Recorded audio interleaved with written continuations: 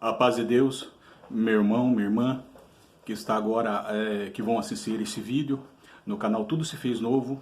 Mais uma noite a qual estamos aqui para dar continuidade a esta meditação, a esta obra que o Senhor tem colocado em nosso coração.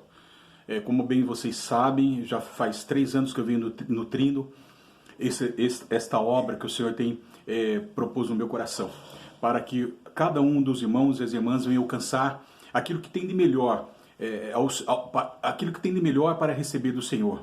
Porque diz a palavra, a minha palavra não é vazia. Ou seja, a minha palavra ela não pode voltar vazia para a minha boca. Antes ela fará aquilo que apraz, né, o meu coração, diz o Senhor. Antes ela fará aquilo que eu determinei, para que cada um venha alcançar o propósito daquilo que eu anunciarei e que eu vou continuar anunciando. Amém? Então tá aí, meu irmão e irmã, agora são 7 horas e 20 minutos. E vamos dar continuidade sobre esta palavra, essa meditação sobre a confissão de Pedro por meio da fé. Glórias a Deus, estamos na segunda parte.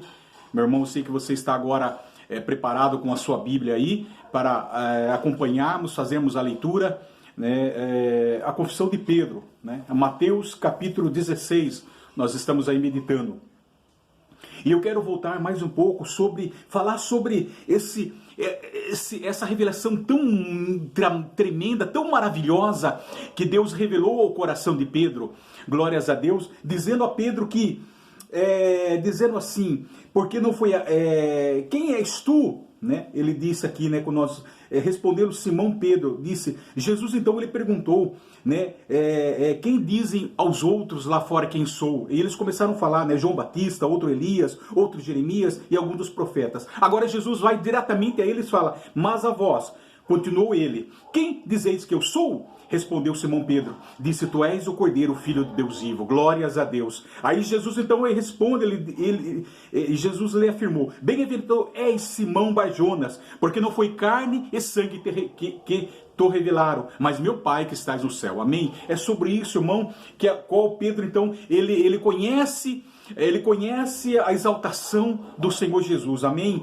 Ele conhece o Senhor como glórias a Deus, como Filho do Deus Altíssimo, irmão. É isso que nós estamos, glórias a Deus, meditando.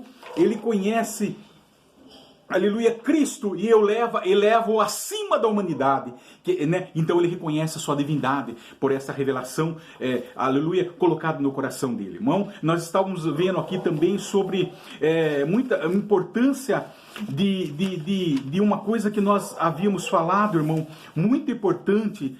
Talvez não tenha entendido um pouco mais, eu quero explanar um pouco mais, colocar aquilo que Deus colocou no nosso coração.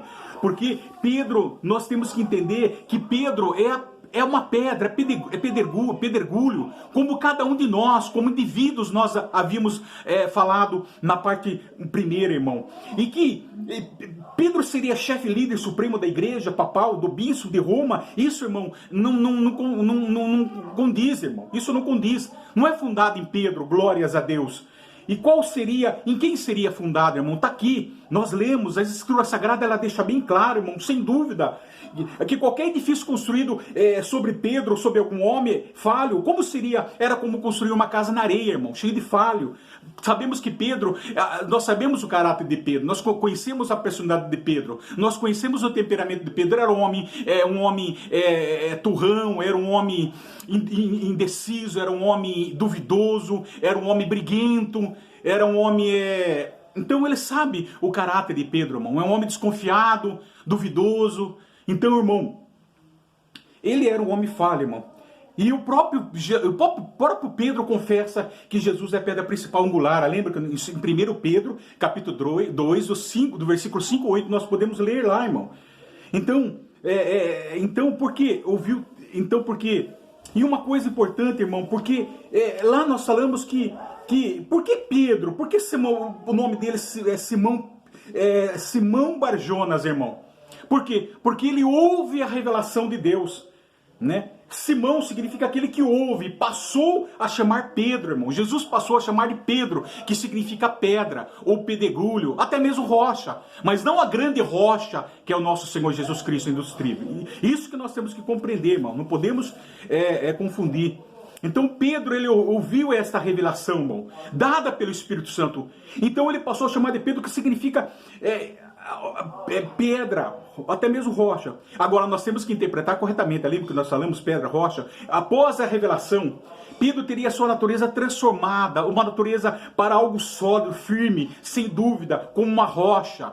Espiritualmente, irmão, Jesus está dizendo como espiritualmente, preparado no espírito, na alma, né? Ou seja, Pedro teve uma liderança por meio da sua fé na revelação concedida pelo Senhor Jesus, pelo Senhor Jeová. Então, a partir dessa revelação que Jesus está agora edificando a sua igreja, irmão, em cima, através de uma das pedras de Pedro, mas é fundada na grande pedra angular, que é o Senhor Jesus Cristo. Isso que nós temos que entender. Por quê, irmão? Porque Pedro, eu quero deixar mais claro, eu não deixei muito claro na primeira parte, significa em aramaico Kefas, que significa pedra. Então Jesus, ele chama, então ele afirmou, bem-aventurado és Simão, porque aqui ele fala, porque não te revelou nem o sangue nem a carne, mas te revelaram o meu Pai que está no céu. Também eu te digo que tu és Pedro, masculino, tu és Pedro. Ele deu, tu és Pedro agora, Simão Borjão, né? Pedro, que significa em aramaico pedra. Isso que nós temos que entender. Que traduzido em grego, diz Petros, que significa pedregulho. Então nós temos que observar isso. Isso, o significado da palavra. Amém? Até aí os irmãos entenderam. Mas há um trocadilho nisso aí. Há uma outra palavra grega também, chamada de Petra. Agora nós temos que saber o significado da Petra. A Petra significa uma grande rocha. É outra palavra, é uma grande rocha, uma grande pedra enorme. No grego, o substantivo tem dois gêneros, Petra. Masculino, Petros, que está se referindo a masculino. Tá vendo? Jesus chamou, tu és Pedro, masculino, de pedra. Ele colocou o nome de pedra. Não o indivíduo Pedro, mas Pedro, por causa do caráter de Pedro, por causa da transformação de Pedro, porque é algo sólido, algo firme. Deus temperou Pedro, preparou Pedro, edificando a sua igreja em uma das pedras, das primeiras 12 pedras que seriam dos apóstolos. Veja bem. Então no grego substância Petros, quer dizer, Pedro, Petros também. Há dois significados. E Petra, feminino, mas qual é a pedra sobre a qual Jesus construiu a igreja? Aí está o segredo, irmão. Aí Jesus disse também, eu te digo, tu és Pedro, ou Petros, ou Kefas, pedra, significa aramaico pedra, e Petros em grego. E sobre esta pedra edificarei a minha igreja. E sobre esta pedra, agora ele já está mudando aqui, irmão, pedra no feminino. Isso nós lemos aqui há dois gêneros. Agora Petra, no feminino, ele está dizendo que a próprio Jesus, edificando em si, como se o Senhor Jesus em si mesmo está edificando a sua igreja, que são as pedras, que são Pedro e os 12 apóstolos. E somos nós as pedras, continuidade desta obra, irmão. Então ela não está fundada em Pedro, ela está fundada na grande rocha que é Jesus Cristo. Mas Pedro é fragmento da grande rocha, são pedregulho, os 12 apóstolos, baseado e alicerçado na grande rocha, irmão. Isso que nós temos que entender, que eu queria colocar bem claro, irmão. Amém? Até aí os irmãos entenderam? Por causa da revelação de Pedro. E Petra é usado para do quê? Designar uma grande rocha suficientemente forte para servir de alicerce a uma grande casa, protegendo das tempestades. É uma pedra bastante maciça, grande, imóvel, não podemos mover, ou estáveis, que pesam muito e que fazem parte de uma montanha, irmão. Aí que está o significado. Então a palavra Pedro significa pedra, sim, rocha, porque ele é firme, pedregulho, que em grego, em aramaico é Kefas, e em grego é pedregulho. Masculino, gênero, não lembre. E Pedro não é como indivíduo, mas como a igreja viva, revelada, concebida por Jesus Cristo, irmão. Então Simão Pedro em grego é Petros, que se chama pedregulho. É isso que nós temos que entender, irmão. Quero deixar um pouco mais claro. Então Jesus, aleluia, está dizendo que Pedro, nós somos fragmento da pedra, pedaço de pedra, lasca de pedra pequena. Então, sendo assim, a palavra Petros, que é Pedro, não esqueça, em aramaico também é Kefas, significa pedra. Também, uma pedra movediça, parte da pedra. Ela pode se mover, somos nós. que pode ser levantada, a igreja, espiritualmente, somos pedra. Da pedra, do fragmento principal, parte da pedra, fragmento principal da grande rocha que é Jesus, irmão. Nós lemos, deixamos bem claro, Pedro não era a rocha sobre a qual a igreja estava fundada. Jesus está edificando sua igreja, irmão. A igreja que são as pessoas vivas sobre esse fundamento, que é Ele mesmo, Jesus é Ele mesmo. É como se fosse assim o versículo 18. Também eu te digo que tu és Pedro, ou Petros, ou Kefas, que é pedra. E sobre esta pedra edificarei a minha igreja. E sobre mim edificarei o que? A minha igreja. Edificarei a minha igreja. E quem são a igreja? As pedras, que somos nós. Os 12 apóstolos são as primeiras 12 pedras. As primeiras 12 pedras. Aleluia, para formar a igreja. Está lá em Apocalipse, nós lemos. 21:14, irmão. E Petra, aqui ele já troca, dá um trocadilho. Petra significa ele mesmo, fundado ele mesmo, irmão. Amém? Está bem claro aqui? Amém? As pedras vivas sobre nós, sobre esse fundamento que é Ele mesmo. Mas Ele, Jesus, está edificando sobre Pedro. Ele, Jesus, a pedra grande e principal, está se edificando sobre Pedro, que é pedra também. E está edificando sobre Pedro, porque ele é o líder. Né? Sobre Pedro. E a nós, como pedras vivas, transformadas num novo homem pela revelação de Cristo Jesus, irmão. Amém? Então, é por causa da revelação, por causa da transformação, algo sólido, maciço espiritualmente. Não indeciso, mas uma coisa segura, uma coisa firme. Moldou Pedro, glórias a Deus. Por isso que uma transformação firme, rocha, né? Como firme, como rocha, como resistente, sem vacilar. É isso que Jesus está falando, irmão. Amém? Homem transformado, pois somos edifício vivo do Senhor de Jesus e a pedra angular principal. Nós somos pedras vivas do seu santuário, que formam a igreja. Lembra, em Efésios capítulo 2, 18 e 22, não vamos ler aqui para não perder tempo. Jesus não edifica a sua igreja sobre homens caídos, mas sobre aqueles que foram transformados pela revelação de Deus. Pai, como aconteceu com Pedro, irmão. Agora, é preciso lembrar, mais uma vez, lembramos, Apocalipse capítulo 1, 21, versículo 14. Ele nos mostra que os primeiros 12 tijolos da igreja foram os apóstolos de Jesus. E a igreja está construída sobre esse ensinamento dos apóstolos, irmão. Não se trata apenas de Paulo, conforme afirmam algumas tradições, mas sobre os ensinamentos dos 12 apóstolos do Cordeiro que foram transformados e edificados sobre o único fundamento que é Cristo, a pedra angular eleita e preciosa, irmão. Amém? É isso que nós temos que entender. Olha, note que depois que ele falou isso, também que tu és Pedro, sobre esta pedra, sobre a mim mesmo, a igreja será edificada. E as portas do inferno não prevalecerão contra ela, irmão. Amém? Olha como isso é fácil de entender. As portas do inferno vão prevalecer contra Pedro. Prevalece contra o homem. Amém? Caído. O homem caído não, mas o homem imperfeito. O homem cheio de falha. O homem caído. Devido ao pecado original, irmão. As portas contra Pedro. Quando ele negou o seu Senhor. Pedro negou o seu Senhor. Mas a igreja foi edificada sobre alguém contra o qual as portas do inferno não podem prevalecer. Quem ao qual o diabo não pode prevalecer, irmão? A grande pedra angular, Jesus Cristo, a pedra indestrutível, a rocha, irmão. E nós, igreja, estamos fundados em Cristo. Por isso que o diabo não pode com nós, porque nós somos fundados em Cristo. Jesus, aleluia, Jesus estava pretendendo dizer que ele próprio, a pedra, Petra, a rocha, como nós lemos o significado, indestrutível, sobre o qual a igreja é construída, irmão. Está bem claro agora? Eu quero deixar bem claro. A igreja é construída e edificada com pedras vivas, irmão, Petros. Lembra que nós falamos? Como Pedro, como os 12 apóstolos, que compartilham a natureza da Petra, ou seja, nós somos fragmento da grande rocha, Jesus Cristo. Nós somos pedaço da grande rocha, Jesus Cristo, irmão.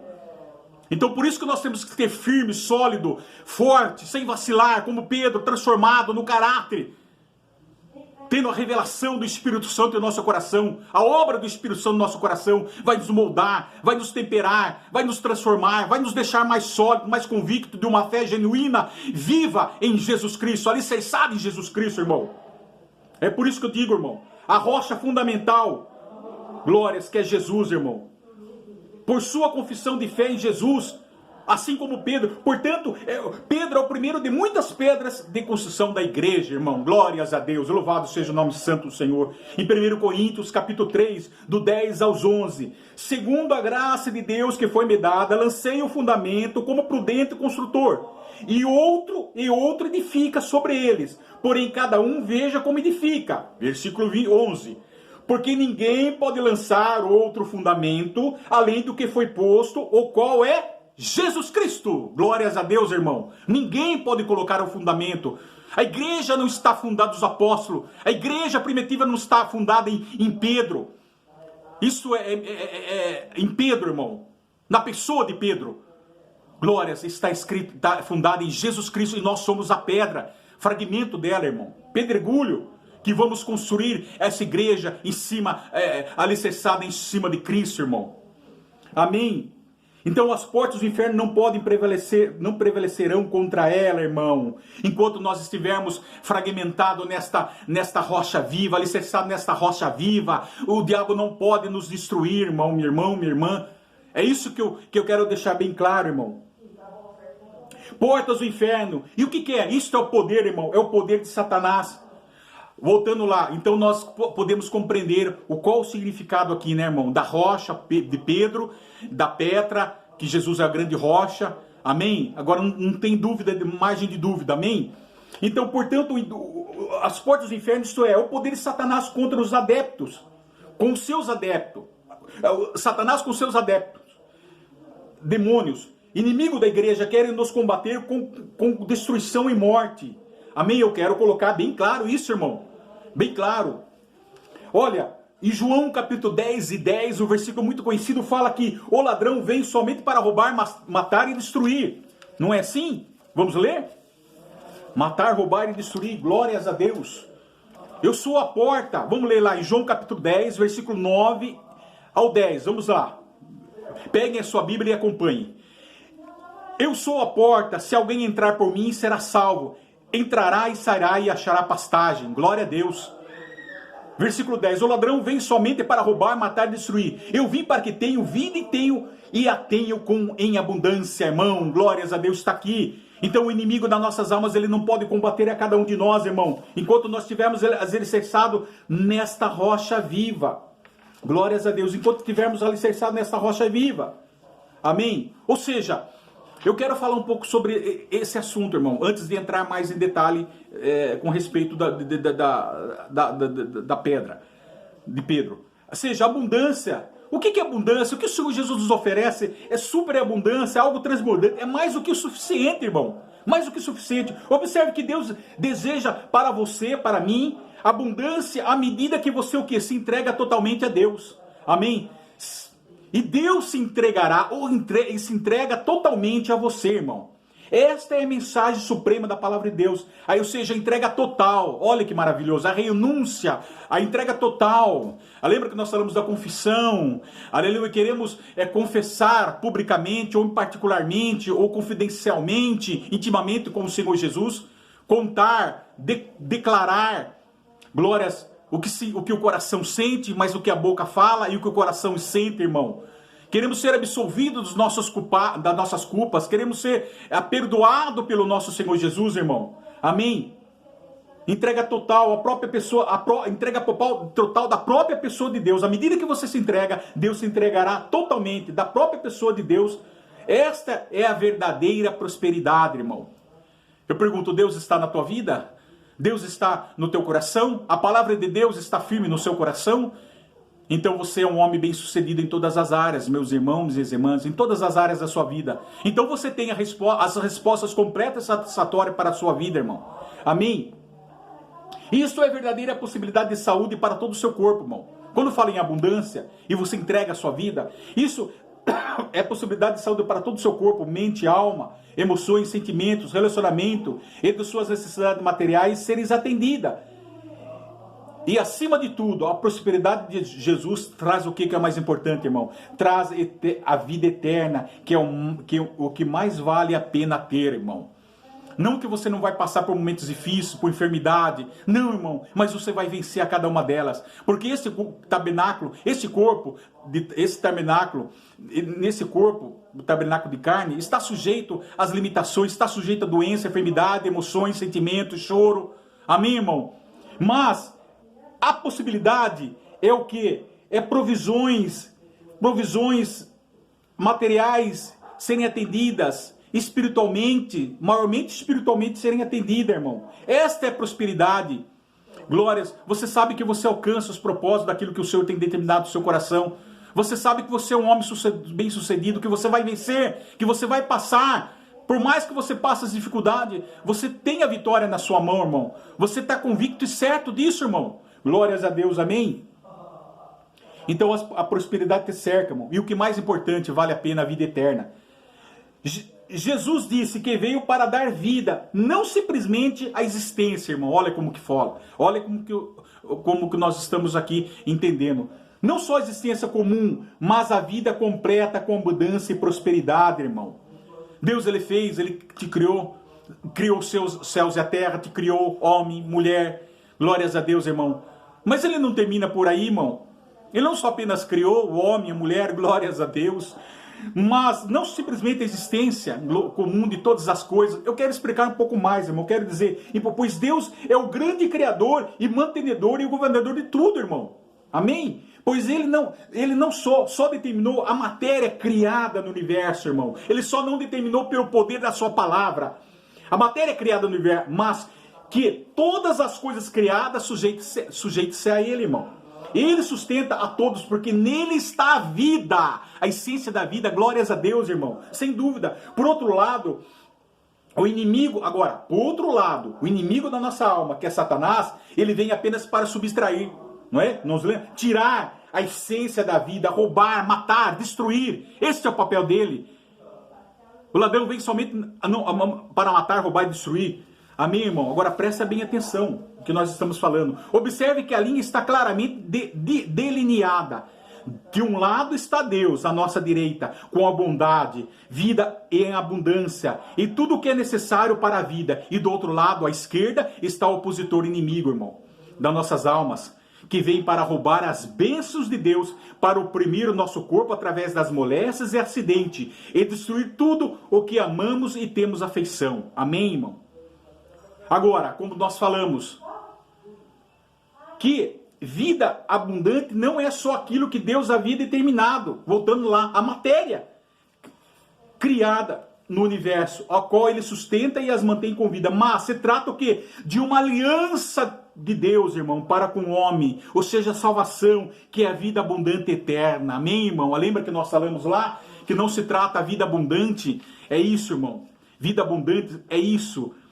Em todo sentido da nossa vida, irmão. É a vida eterna, glórias a Deus, irmão. Não que você viva uma vida abundante, mas a vida eterna, irmão. Amém?